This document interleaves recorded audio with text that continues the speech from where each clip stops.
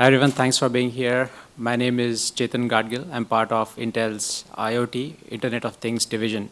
Within that, we have a business unit called Markets and Channels Acceleration. I'm developing a news segment, several news segments, and agriculture is one of the segments that Intel isn't traditionally associated with. From the point of view of Intel, we are focusing purely on technology. We do not intend to get into like the agriculture aspect of it, but mainly we want to see how can Intel contribute in making technology more accessible to the agriculture space. So today I'm going to talk about three things mainly. Number one is some of the problems that we see that are facing agriculture, particularly focusing for today on water. That's the use case that I'm going to present today. How Internet of Things, I'll just call it IoT, how IoT can offer some solutions to the problems in agriculture. And finally, why an open layered architecture is going to be extremely important in seeing this technology actually take hold and succeed. Because right now, there are certain challenges in the way it is done today, and I think there is an opportunity to work much more closely together, which has been kind of the theme that I'm hearing through the presentations that I've heard so far. So this is the standard legal disclaimer I'm required to present. I hope you can read fast. Already I think there have been there has been enough discussion about how the world population is projected to grow to almost 10 billion by 2050, and in order to feed that, the food production needs to grow by about 70% based on certain assumptions, of course.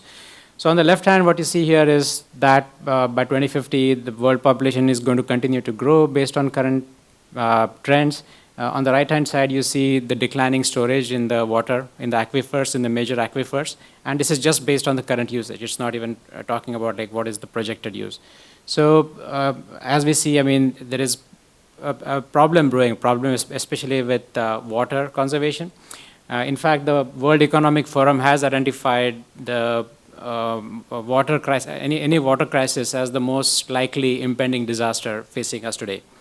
So in order to tackle water conservation, there have been many attempts and many solutions that people have tried. I mean, some people have tried different conservation techniques. Even if you look at just Internet of Things or IoT, we see there are many point solutions that are cropping up. The problem with the point solutions is that they tend to be very vertically integrated, which means the way you typically deploy an IoT solution, you have a bunch of sensors. They are connected to something, some microcontroller that sits in the field, and then you have to send the data in some fashion. You have to figure out a way to do that to some data center, or in this case, the cloud. If the system is too tightly integrated, then basically what happens is you have to pre-select a certain set of sensors because you cannot work with them all. You have to write special software, special purpose-built software to work on to work with those sensors, and then get tied down to specific communication technologies. All these are different architectural layers, and if you break them in the right way, then we can actually create this open architecture where you should be able to plug and play any sensor, plug and play any kind of communications depending on the job that is required. And then, of course, how you analyze the data is going to be another complex piece at the end of the puzzle. So what we have done, so we actually started working with a farmer in Arizona. It's a place called Camp Verde, about 100 miles north of Phoenix, very close to Sedona. The farmer was working with a company called the Nature Conservancy, TNC, we just call them TNC. Their focus is to use more, their approach is to use more technology in a data-driven way to drive conservation. So they were a pretty natural partner for us. And some of the challenges that they came to us with, how do we deploy sensors in this farm? So the map that you see on the left is about a mile by a mile. It's literally in a place where cellular connectivity is pretty hard to get. The only place where you have power on the entire farm is towards the top left-hand corner. There is no power available anywhere else in the farm. So now how can you deploy sensors and over time more actuation technologies in the field at that scale that will be power efficient, that will achieve the level of communication that is going to be there and be cost effective. So we actually looked at this like I said earlier, from a layered architecture perspective. And so the way we approached this was we have a bunch of sensors that were recommended to us by TNC. These are just regular watermark sensors, granular matrix sensors. And if you once you start working with the IoT technologies, we quickly realize that the sensors are very basic. They only typically either return to you the data, I mean, they provide the data to you either as an analog voltage that you have to infer what that means, or some resistance which you have to convert to a voltage and then interpret. Or some of the slightly more advanced ones, they may have other interfaces such as I2C, SPI, few technologies exist there. But even in that, the way the data is represented is very, very different. So a voltage for a temperature sensor may mean completely different from what it means for a soil moisture sensor. So there has to be a way, there has to be some software which has the intelligence to interpret what is the implication of this voltage and what does that translate to, in this case, say, kilopascals. So there is, now what we are seeing here is, as we start building out this architecture, we need to solve how are we going to be power efficient? How are we going to be able to plug and play any sensor? Intel doesn't make sensors. So in fact, the biggest need here, I believe, is to work with the entire agriculture community and be able to leverage hundreds of the already available sensors out there, and new ones keep coming. So we should be able to take any sensor off the shelf and within minutes be able to connect it into this platform at the one end. On the other end, in this case, because it's a large farm, the distance between the sensor, the furthest distance between the sensor and where we are going to actually collect the data, it's about 1.5 miles. It is not line of sight. So what kind of technology can we deploy which is going to be cost effective? So cellular obviously is great, but it is not power efficient, it is not cost effective. In this case, we used LoRa, which is an upcoming technology. And the trade-off there, everything in life comes with a trade-off, is like the payload size for the maximum range is just about 12 bytes. So now you have to figure out, as you add more sensors, you have to figure out how is the software going to be intelligent enough to take care of that. The data is collected on the gateway. The black thing you see in the middle is a gateway which has some software running on it.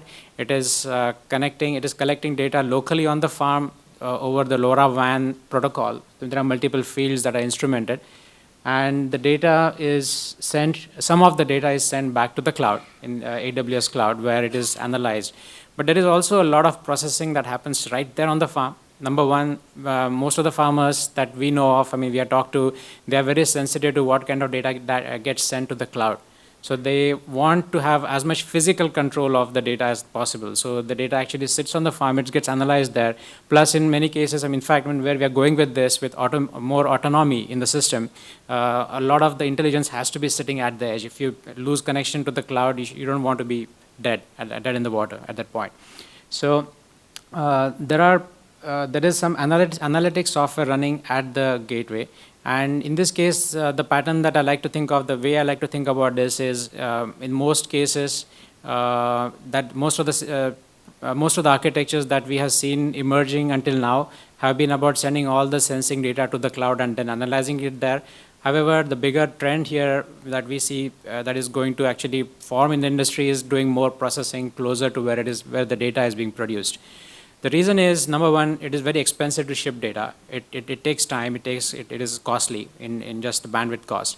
The second thing is, there are certain types of data you just simply cannot afford to send. It is just physically not possible, like if you add video sensors. So if you have a lot of video feeds being generated on the site, there is no way you can have real-time high-definition video feeds being sent to any cloud and have any kind of performance associated with that. So these are the types of situations, I think, which are emerging right now that we believe is going to require more intelligence. And to manage that intelligence at the edge, you need more intelligence in the cloud. So that's how we think of it. We have a manageability layer where we should be able to remote control what's happening on the gateway and be able to shut it down if it is, say, there is some malicious piece of software running on it. Just cut it off from the rest of the system, and many other things like that, software upgrades, things like that. And also the ability to add more sensors like I mentioned earlier. So if you want to add, say today it's a soil moisture sensor, tomorrow the farmer likes the system, TNC likes it, we want to add 2 more types of sensors without creating yet another point solution which don't talk to each other. We can just incrementally add a new sensor and just pay for that incremental cost.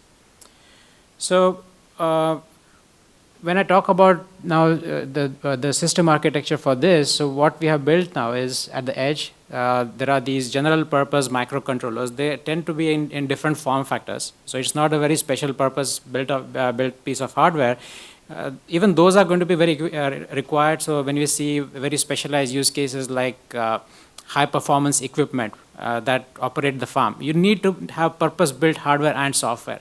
But for the bulk of the use cases, you probably don't need very special purpose built hardware. So we actually pretty much the philosophy on the cloud that general purpose commodity hardware, it should be able to replace fast. That is the philosophy at the edge also for the majority of the use cases. The ability to connect any kind of third-party sensor. So there is the sensor abstraction layer, there is the communications abstraction. So in this case, in Arizona, we deployed LoRa, but it should be just as easily possible to be able to plug out LoRa and plug in Wi-Fi or plug in BLE, and without changing the software implementation. So without changing a single line of code, with just configuration, we should be able to change the form of communication. Because in a greenhouse, you actually may want to use Wi-Fi because Wi-Fi, it's a constrained environment. You have everything in your control. So why not get better bandwidth? It is much more easy to manage Wi-Fi than it is to manage LoRa. These types of things are going to be required.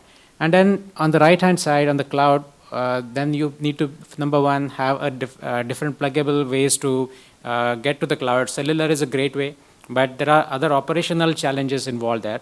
So this particular solution, if we now take to a country like India or say China, then just changing the cellular provider, you now start getting into how does the SIM get activated? How does that get supported? How do you monitor the network? So there is an abstraction mechanism required there as well. And in some cases, you don't even want to pay for cellular if you have a wired connection available. You just want to hop on top of that. So there is the interoperability required there. And finally, on the platform, on the cloud platform, 3 things are going to be very important here. How the data is going to be managed at scale. You should be able to shrink and grow as required. Number 2, you should be able to secure data by tenant, because one tenant's data should not be visible to another tenant's data, in this case, since it's a multi-tenant solution. And number 3, the schema has to be open. Schema and the SDK or the API has to be open. So everybody who wants to be part of this ecosystem or this community should be able to contribute by taking existing data sets and also contributing new data sets and developing new applications on top of that. So that's the philosophy we have taken.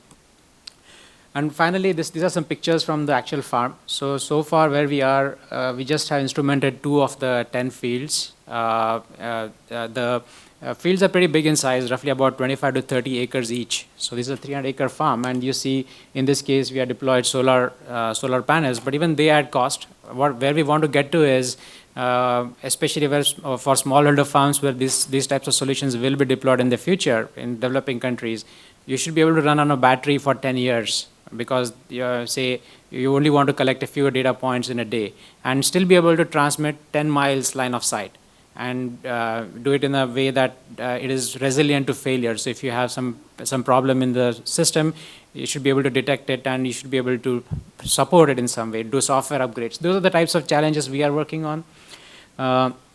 So we are already starting to see some good patterns coming out from the usage of the water in this particular farm. TNCs, now we are working closely with them to figure out what is the right way to automate the system. So right now they have a manual controlled flood irrigation system. Over time, they want to convert that into a fully automated autonomous system and add more types of sensors. So today what we have is soil moisture sensors. Then in addition, we have some weather station collecting temperature, humidity, pressure, solar radiation data, and then correlating that with information from weather. So we are actually partnering with a weather data company to develop a solution on top of that. So like I said, Intel is not in the business of agriculture. We are not actually selling this directly to farmers, but we are making this technology accessible to an open community that can then start building on top of this. That's the philosophy. So I'll pause here, and if you have any questions.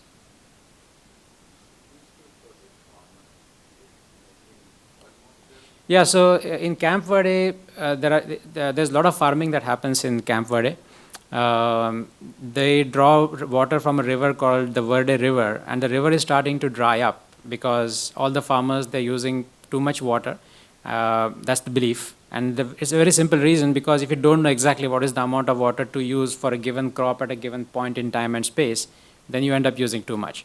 So TNC thinks, and we kind of believe that also, that if you deploy more sensors, you know exactly when and where water is required. So irrigate only that part of the farm, rather than the current approach, which is say every Thursday at 9 a.m. irrigate.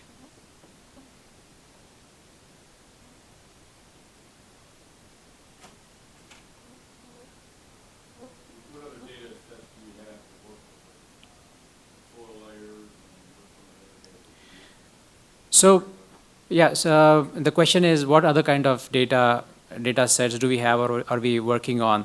Nutrient data is also very important. And since we are not experts in this, what at least I have found out and what we have found out is there are some very expensive nutrient sensors that are coming up. The best cost-effective way right now, I think, since physics has not fully replaced chemistry, is to use some of those chemical testing methods. So there are certain things that we are working on that can make that testing process much easier on the field. I cannot talk much about it right now because that is still under the works. But the idea is, in addition to soil moisture, temperature, and other variables, we want to be able to plug in different types of systems right there on the farm. So you can actually get, along with your GPS coordinates, you can actually build a nutrient map of the entire farm in a very, very cost-effective way. Our belief is that the biggest impact of these technologies is going to be in the developing countries, because if you look at the variance in production across the world, I mean, developing countries are probably like 1/3 or 1/4 that of the US, or maybe 1/10 that of the Netherlands, right? Netherlands and Japan. So in order for those countries to be able to afford these technologies, you really have to be able to scale them down. Everybody talks about scaling up, but we need to also work on scaling it down. So we are looking at that. NPK is the first obvious thing, but there will be other things. Yeah.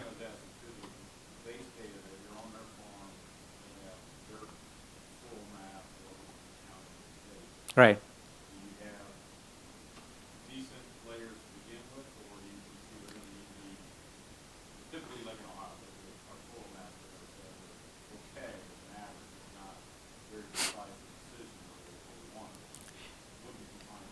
So the question is, what was the existing scenario in this farm? So this farmer, it's a 300-acre farm.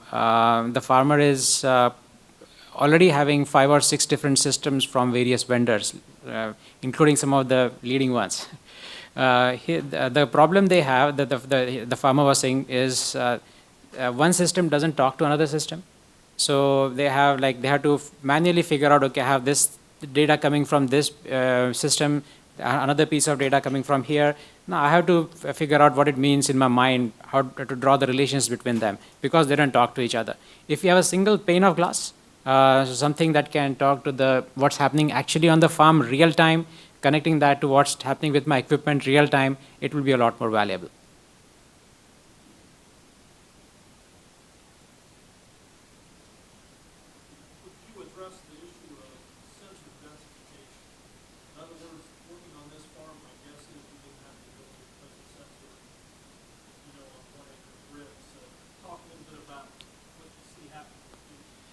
Yeah, so the question is, how will the density of the sensors change over the course of time?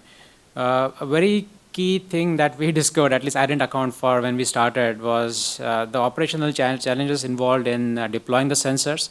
For example, you put a sensor in the ground, say it costs you $50, whatever that number is.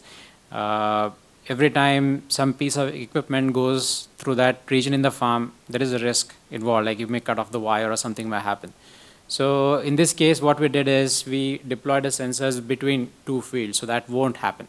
But as you start increasing the density, because you do want a higher and higher resolution of the data, so one data point or say one sensor per 20 acres is just not good enough. We probably need say one per acre, right, to get some good effective results over time. So we will have to actually figure out inexpensive ways that you can use. We haven't figured it out yet, but that I think that's where the agriculture industry is going to help us.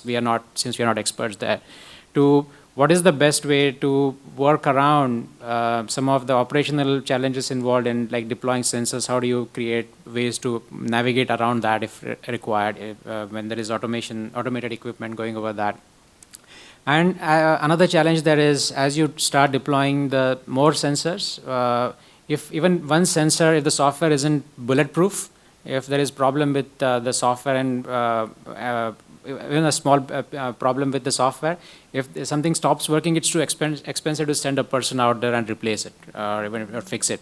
So I think over time, my guess is in this particular farm, what we are looking to do is to deploy two sensors at two depths, basically. One sensor at 12 inches and another 36 inches at a density of roughly about, say, one pair per 5 acres or so, increasing that to about one per acre in the course of the next 5 years.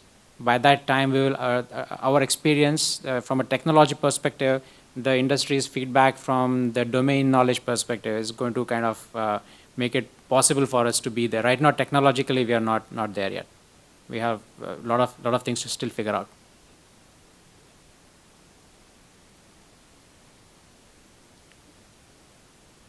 Okay.